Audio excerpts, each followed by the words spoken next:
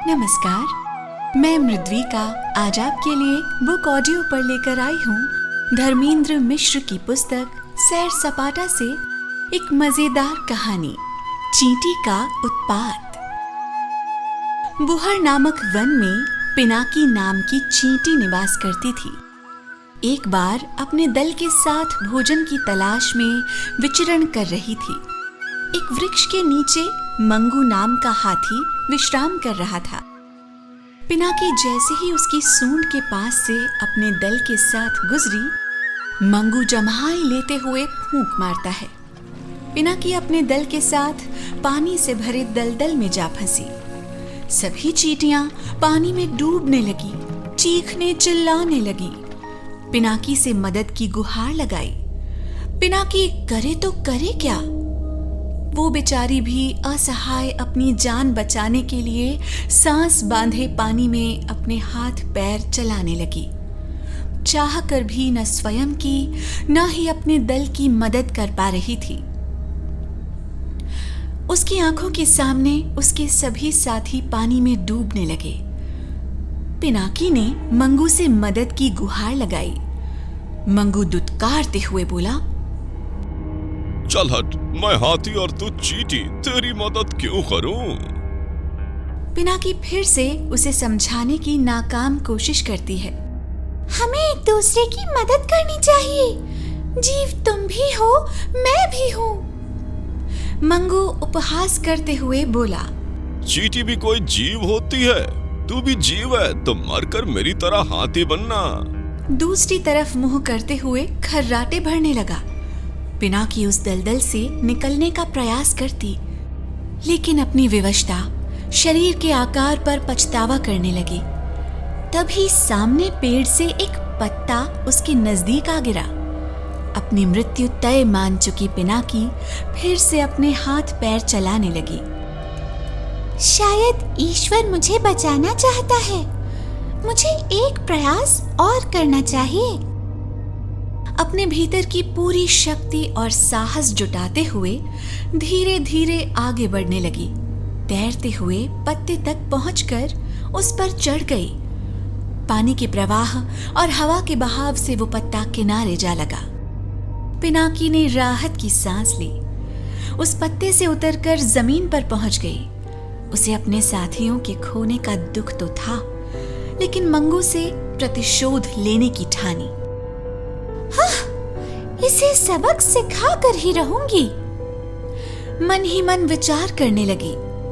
ये इतना बड़ा विशाल हाथी, इसके रोए बराबर भी नहीं हूं मैं चींटी। ऐसा होगा कैसे? तभी उसने देखा मंगू के कान पे कोई कीड़ा आ गिरा। मंगू की निद्रा टूट गई। सूंड से अपने कान खुजलाते हुए कीड़े को हटाने का प्रयास करने लगा। पिनाकी प्रसन्न हो गई। सीधा मंगू के कान में जा घुसी, उछल कूद करने लगी। मंगू अपनी सूंड से कान खुजलाता, लेकिन कुछ हो नहीं रहा था। खुजली और बढ़ने लगी। मंगू परेशान होकर अपने कान इधर उधर पटकने लगा, फिर भी कोई राहत न मिली। मंगू बुरी तरह बौखला गया, इधर उधर भागने लगा। पेड़ों की डाल तोड़ तोड़ कर इधर उधर फेंकने लगा।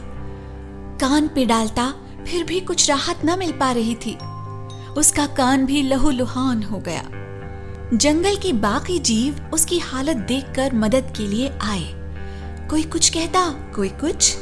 उसके कान के पास तरह तरह की आवाजें करते। अंततः मंगू झल्लू नाम के अनुभवी भालू के पास दौड़ा दौड़ा पहुंचा। जंगल के जीव जंतुओं को मंगू की ये हालत देखकर बहुत मजा आ रहा था, सो वो भी उसके पीछे पीछे भागे। झल्लू मंगू की ये हालत देखकर मन ही मन विचार करने लगा। अचानक से बोल पड़ा, एक काम हो सकता है मंगू भाई। मंगू झल्लाते हुए बोला, जल्दी बता, कैसे भी करके इस खुजली से मुक्ति दिला। जो कहेगा वो करूंगा। फिर झल्लू ने कहा, कान में तेल डालना पड़ेगा। बाकी जानवर आश्चर्य से मुंह फाड़ते हुए बोले, तेल? वो क्या होता है? मंगू को भी कुछ समझ नहीं पड़ रहा था। डाल दे जो डालना है। झल्लू ने फिर कहा। ये चिपचिपा पानी की तरह ही होता है, लेकिन यह मिलेगा कहाँ? वहीं पास में एक नीली नाम की मक्खी भिनभिना रही थी। तुम कहो तो मैं तुम्हारी कुछ मदद करूं? मंगू चिढ़ते हुए बोला। तू मेरा मजाक बना रही है? झल्लू नीली से बोला। हम सब में कुछ ना कुछ विशिष्ट होता है, क्यों नहीं? बता, इसकी खुजली कैसे जाए? नीली मंगू के कान में सरसरा के घुस गई। देखा, पिनाकी अंदर उत्पात मचा रही थी। नीली पिनाकी से बोली, ए चींटी, तू क्यों इसे परेशान कर रही है?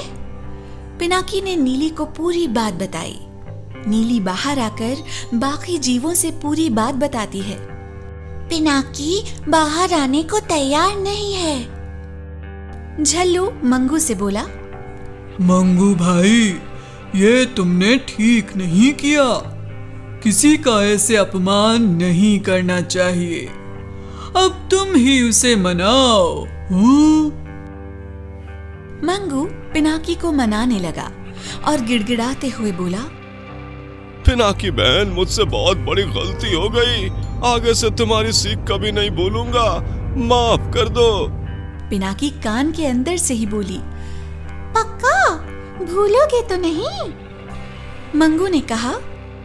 तू कहे तो कान पकड़कर उठक बैठक लगाऊं। पिनाकी मंगू के कान से बाहर आ जाती है। तब जाकर मंगू ने राहत की सांस ली।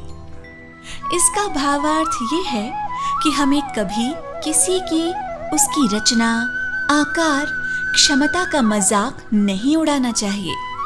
हर जीव की अपनी प्रकृति और स्वभाव होता है जो उसे विशिष्ट बनाती है। सहृदयता, दूसरों की मदद के प्रति सदैव तत्पर रहना चाहिए। कब क्या पता कौन किसके काम आ जाए।